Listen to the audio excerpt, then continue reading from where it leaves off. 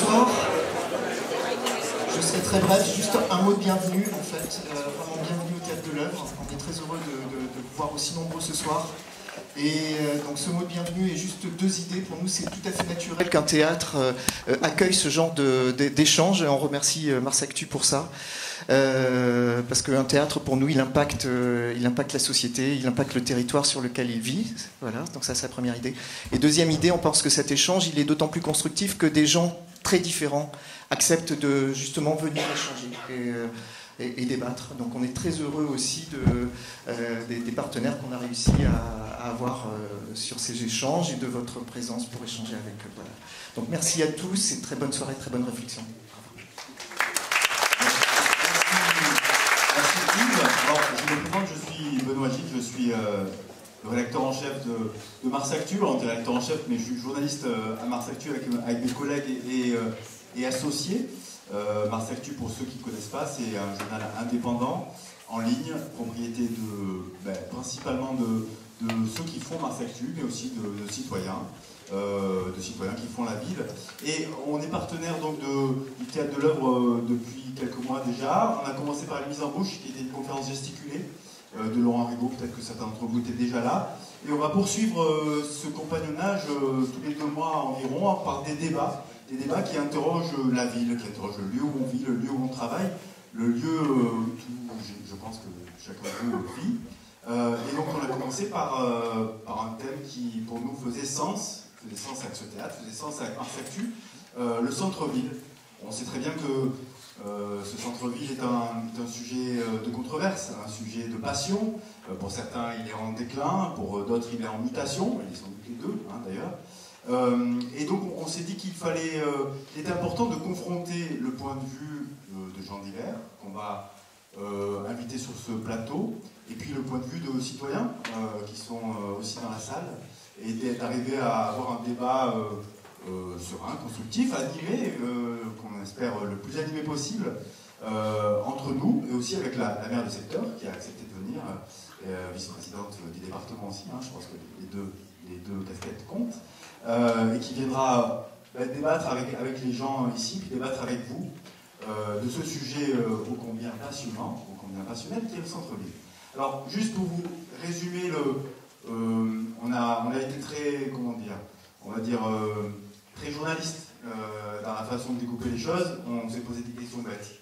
Le centre-ville, c'est pourquoi et c'est pour qui. Et juste, je pense que ces deux questions-là nourrissent déjà bon nombre des thématiques et des débats et des polémiques qui questionnent le centre-ville depuis 20 ans, mais si je dis 20 ans, je suis injuste, depuis 30 ans, 40 ans, depuis longtemps. Alors pour commencer, on va faire ça en plusieurs temps. Le premier temps, ça va être une forme de cadrage, un cadrage à la fois journalistique, donc un peu on est pas scientifique quoi, on le fait avec le plus de netteté possible, mais on va vous expliquer quel est notre point de vue à nous, à Mars Actu, avec Violette Artaud qui est journaliste de la rédaction et qui a consacré pas mal d'articles ces derniers temps à cette question du centre-ville. Et ensuite avec Gwenelle Audran qui est géographe, chercheuse et qui fera un cadrage peut-être cette fois-ci un petit peu plus scientifique, un peu plus factuel des questions du centre-ville. Voilà en très gros. Et pour commencer donc, on s'est posé la question finalement de qu'est-ce qui faisait l'actualité du centre-ville de ces derniers mois. Et je crois que vous avez tous remarqué que il y a des choses qui s'affichent au cul des bus, aux sucettes du tram, et qui s'appelle Ambition Centre-Ville. Voilà. Ambition Centre-Ville, donc c'est le nouveau terme qui définit un ensemble d'actions. Qui définit quoi, en fait, de la Artaud ? Alors, donc voilà, comme tu disais Benoît, moi j'ai travaillé pas mal sur ce sujet-là, j'ai fait plusieurs articles. Donc, Ambition Centre-Ville, ça fait plusieurs mois que la mairie communique là-dessus, que vous en avez sûrement entendu parler. Voilà, ça c'est le logo qu'on peut voir un petit peu partout, à l'arrière des bus par exemple. il y a aussi un slogan, donc Ambition Centre-Ville, un projet plein d'audace pour le cœur de Marseille. Et au printemps dernier, la mairie de Marseille a fait des réunions, donc des réunions préalables au lancement de ce plan, avec les acteurs économiques et les associations du centre-ville. Et à la fin de l'année 2017, il y a eu en grande pompe une présentation officielle de ce plan. Alors, lors de cette présentation, Madame Bernasconi, vous me disiez un peu en aparté, il s'agit d'un zoom sur les actions de la mairie dans le centre-ville avec une accélération en ce moment. Donc, Ambition Centre-Ville, ça serait un moyen de mettre un coup de projecteur sur chacune des actions de la mairie, de les englober dans un tout, de les relier, voilà, de tenter de présenter une cohérence dans l'action municipale. En termes de chiffres, ça comprend 100 millions d'euros d'investissement. Mais sur ces 100 millions d'euros, il y en a beaucoup qui ont déjà été dépensés. En fait, il y a la moitié qui a déjà été dépensée. Donc, c'était des investissements, par exemple, pour faire les 2 lignes de tramway, pour rénover la bibliothèque de l'Alcazar, pour requalifier la rue de la République, la rue Paradis, qui a été inaugurée récemment. Donc, tout ça, ce sont des gros travaux qui ont déjà été faits. Et maintenant, ce qui reste à faire, selon les élus, c'est donc des aménagements plus petits et dont certains sont déjà en cours. Alors on a par exemple l'installation de toilettes dans le centre-ville, de bornes numériques, le renforcement du maillage de caméras de vidéosurveillance ou encore la rénovation des devantures de commerce.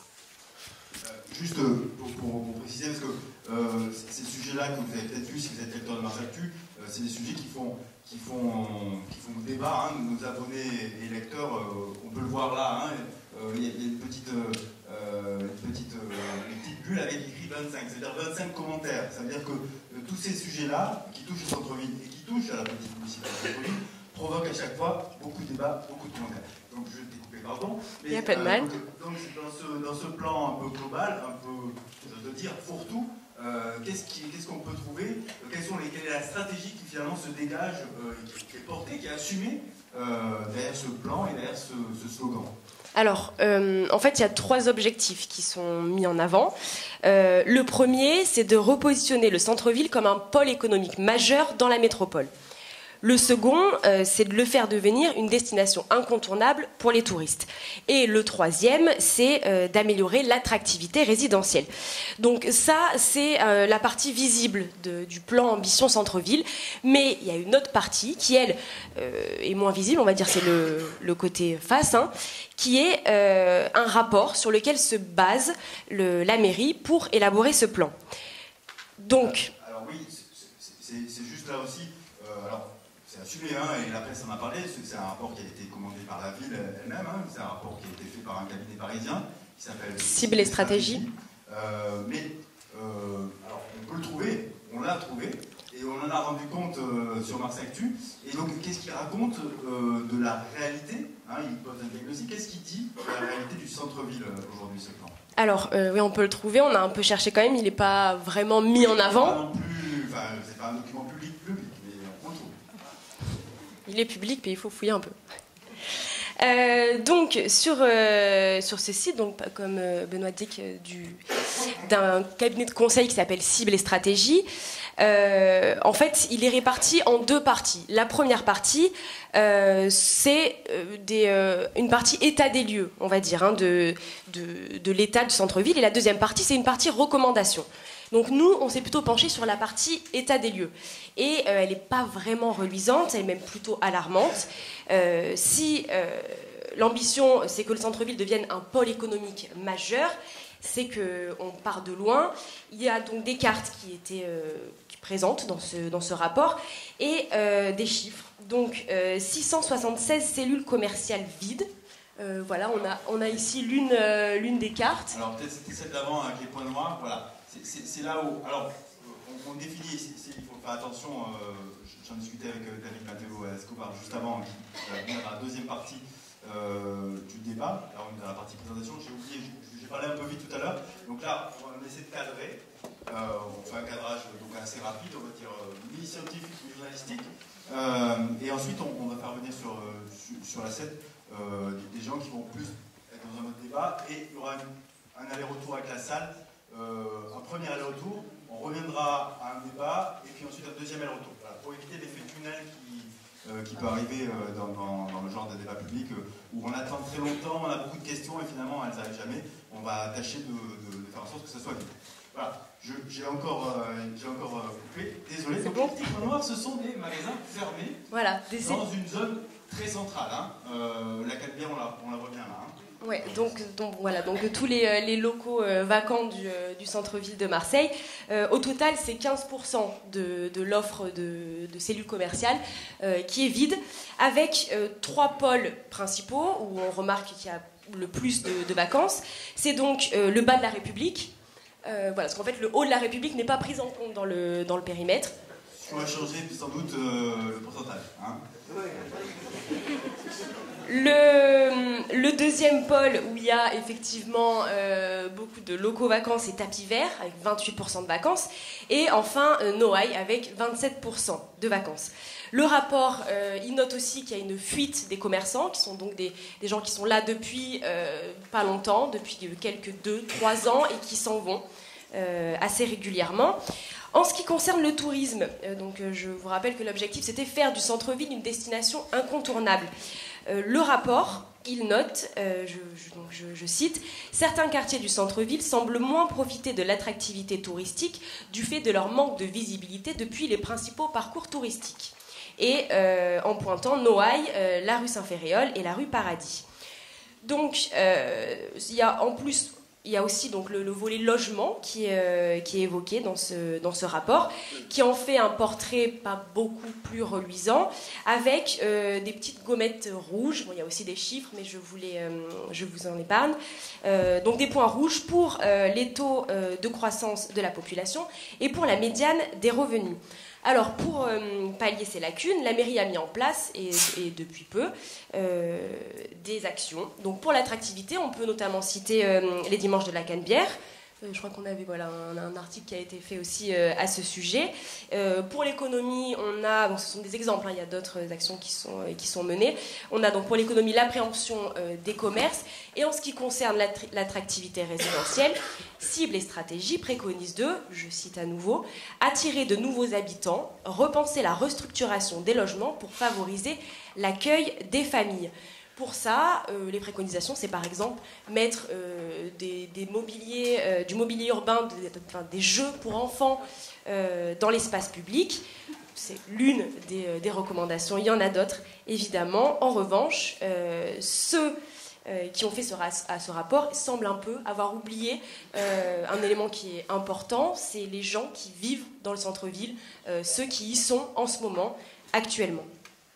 Voilà, alors la transition est toute trouvée. Hein.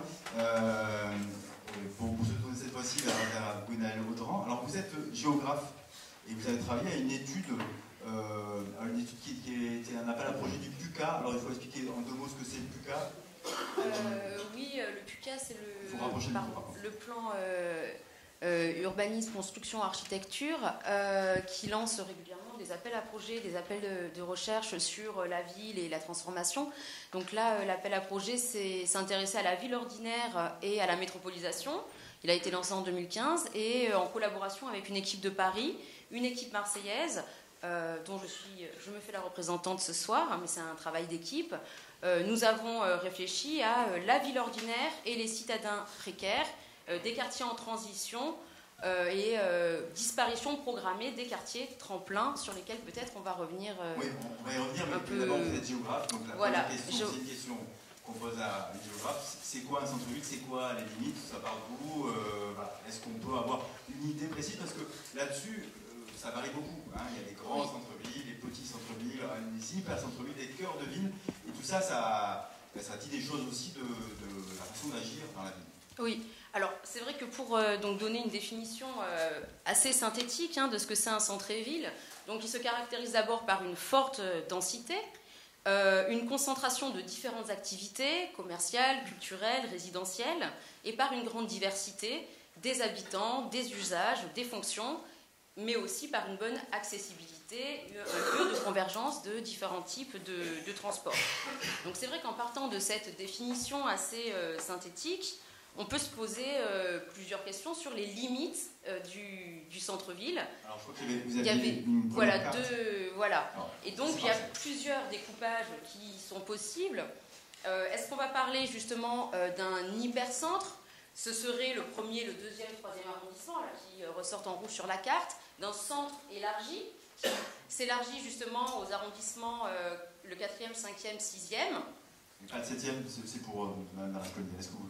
Ben justement, comment dire, la trame urbaine marseillaise et les différentes caractéristiques socio-démographiques font que, selon certains découpages, on n'a pas retenu le 7e arrondissement.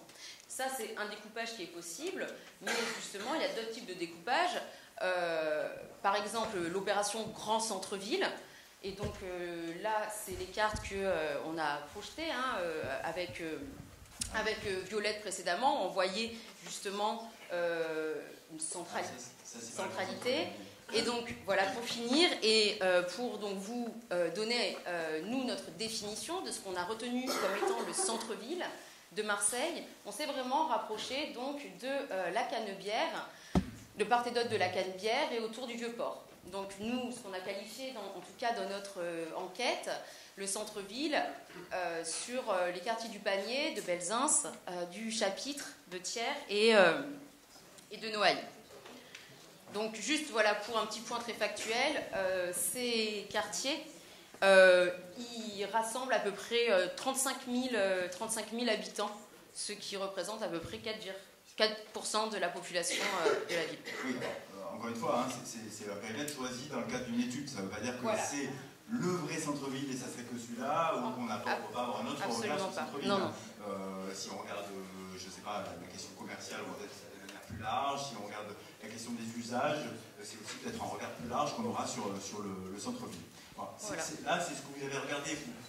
C'est ça, voilà. Le choix de ces quartiers a été fait justement pour répondre à notre problématique générale de recherche, qui était justement les évolutions, les doubles processus qu'on va pouvoir observer et qui coexistent dans ce centre-ville. Oui, parce qu'on a souvent l'habitude de présenter la ville, Marseille, comme une anomalie. Une anomalie pourquoi? Parce qu'elle continue à conserver en son centre une population populaire, souvent pauvre, parfois étrangère ou immigrée.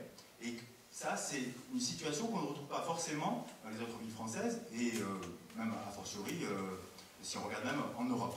Alors, est-ce que cette anomalie marseillaise, elle continue à exister et comment vous la décrivez en vous centrant, bien entendu, sur ces quartiers? Oui, alors en effet, on en a beaucoup entendu parler d'anomalie urbaine, de spécificité marseillaise, comparée à d'autres grandes métropoles en France et en Europe. Si on compare avec Paris, en effet, ça fait 30 ans que la capitale a, on va dire, relégué les catégories les plus populaires dans les banlieues extérieures, hors des murs de Paris, tandis que Marseille continue justement à accueillir une population précaire, populaire dans le centre-ville.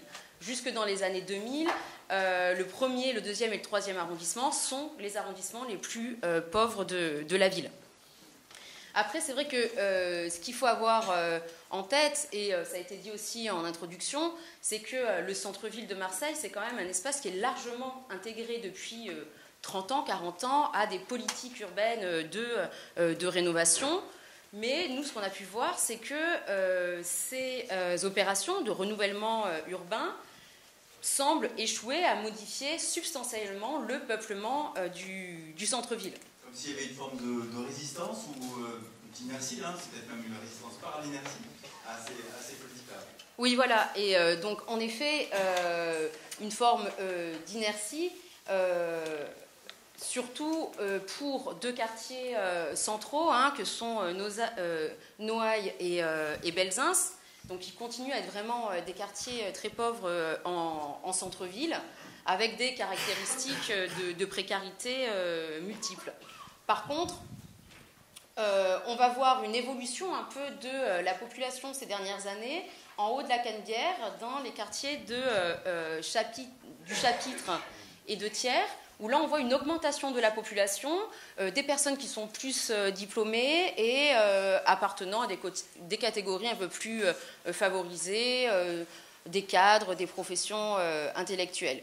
Et à l'inverse, justement, le Panier, depuis les années 90, c'est un quartier qui a perdu de la population et où coexistent là deux logiques, c'est-à-dire on va voir un renouvellement un peu de la population, une augmentation des indicateurs sociaux et économiques, mais en même temps la persistance au sein du quartier de poches de précarité importante. Alors, juste, on s'arrête sur cette, parce que vous dites rapidement sur cette question du changement, mais on sait très bien que derrière, ça évoque des phénomènes et des mots qui sont tout de suite des chiffons rouges des questions de centre-ville. On va parler d'embourgeoisement, on va parler de gentrification, et c'est souvent le reproche qui est fait aux politiques publiques, qu'elles soient d'ailleurs municipales ou d'État, c'est de modifier, d'avoir la volonté de modifier la population des quartiers, de la modifier au profit finalement de la couche supérieure, de faire venir des classes moyennes ou des classes moyennes supérieures à un endroit où d'ordinaire vivent des classes populaires. Et ça pose la question finalement de la coexistence de ce que vous parliez. Vous aviez rapidement évoqué la question de la ville tremplin. La ville tremplin, c'est la ville où on arrive et finalement où on commence son parcours résidentiel, parfois en venant de très loin. Et Marseille était longtemps ça. Et est-ce qu'elle coexiste avec la ville vitrine? Quand on parle au Panier, le Panier c'est aussi une ville vitrine, c'est une ville qui plaît aux touristes avec des chocolatiers, des vendeurs d'huile d'olive et j'en passe.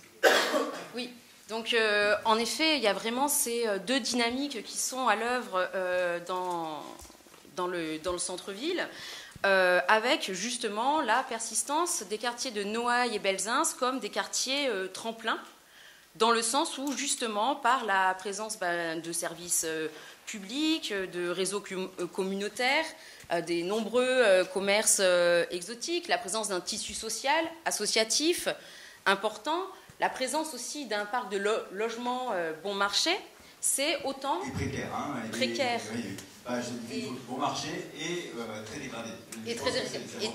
Voilà, très dégradé. Mais donc l'ensemble de ces fonctions font que ça reste quand même des éléments importants qui favorisent justement l'accueil et l'insertion de populations nouvellement arrivées. Ça, c'est vraiment une dynamique qui persiste et qui est à l'œuvre, particulièrement donc à Noailles et à Belzins. Après, le deuxième volet, la ville vitrine, la ville marketing, et cette volonté de redorer un peu l'image du centre-ville de Marseille, de, comme on l'a dit en introduction, repositionner Marseille un peu dans le palmarès des métropoles attractives. Ça, c'est des dynamiques qui sont engagées, bien sûr, dans le centre-ville, et dont l'opération d'Euroméditerranée en est l'illustration un peu parfaite. Avec la volonté, là, d'étendre le centre-ville, parce qu'on revient sur cette question de carte qui modifie. Et des limites aussi, justement, qui sont évolutives et aussi analysées en lien aussi avec les périmètres d'action, justement, des politiques publiques. Et justement, pour revenir sur... donc oui, il y a ces deux dynamiques qui existent, mais pour revenir un peu sur la cohabitation de ces dynamiques, je pense qu'il y a peut-être deux choses à prendre en compte. La première, ça va être réfléchir un peu aux modalités de cohabitation entre les différentes populations, justement la population anciennement présente qui réside dans le centre-ville et la population attendue via ces opérations urbaines, la nouvelle population qui va arriver. Donc qu'est-ce que ça va donner en termes de cohabitation, d'évolution aussi des besoins, mais aussi en termes d'équipement public. Et deuxièmement, réfléchir à l'évolution des services proposés et des fonctions de ces quartiers. L'idée, c'est vrai qu'avec la présentation donc, du projet Ambition Centre-Ville, il y a une réelle volonté de transformer le parc de logement, on l'a dit, pour attirer des familles. Donc ça veut dire, pour attirer des familles, il faut avoir des logements de plus grande taille. Il faut aussi développer de nouveaux services. Et à long terme, on peut quand même se poser la question, justement, que vont devenir, justement, les populations les plus fragiles du centre-ville. Est-ce qu'à long terme, justement, elles ne vont pas être reléguées à l'extérieur du centre-ville, où actuellement, elles trouvent encore beaucoup de ressources? Juste, je reviens, parce que la question vient à l'esprit, mais quand vous parlez du chapitre de Thiers comme un quartier où finalement la gentrification, l'embourgeoisement a déjà commencé, est-ce que c'est un remplacement d'une population qui est partie ailleurs, qui a peut-être qui a trouvé mieux, pourquoi pas dans le 2e, dans le 3e ou dans le 9e, ou est-ce que c'est finalement parce qu'il y a une forme le marché immobilier fait que les grands appartements trouvent preneur et que les gens apprécient d'y être? Oui, voilà, je pense que c'est un peu un des critères importants justement à prendre en compte dans le renouvellement un peu de la population de ces quartiers-là, c'est qu'on n'est pas du tout sur le même type de logement précaire, exigu, qu'on va retrouver à Belzins, à Noailles. Là, on est vraiment dans des immeubles de type haussmannien, des logements qui sont plus grands, et où en effet le marché immobilier permet d'acheter encore ces appartements pour loger justement des familles un peu plus grandes. Très bien. Bon, on verra tout à l'heure que tout ça appelle des nuances, parce qu'on va trouver le même type de logement haussmannien sur la rue de la République, et il y a beaucoup moins de gens pour y habiter. Et si on va un peu plus loin, au panier comme rue de la République, là en revanche, le quartier s'est vidé d'une population qui était souvent populaire. Il en reste, mais oui, là. Il y a une vacance très importante et personne n'est venu remplacer ces habitants-là. Il y a juste beaucoup plus d'immeubles vides et voilà. Merci beaucoup pour cette première présentation. Donc je vais appeler. Alors voilà, elle est forcément imparfaite, ne vous en voulez pas, c'est pour essayer d'avoir comme ça une première vision. Et maintenant je vais appeler à nous rejoindre Laurent Falzoy, s'il vous plaît, Sabine Rasconi, Marina Gomis, merci, et David Mathéos Escobar. Alors je vais pour l'instant faire un petit peu de manutention.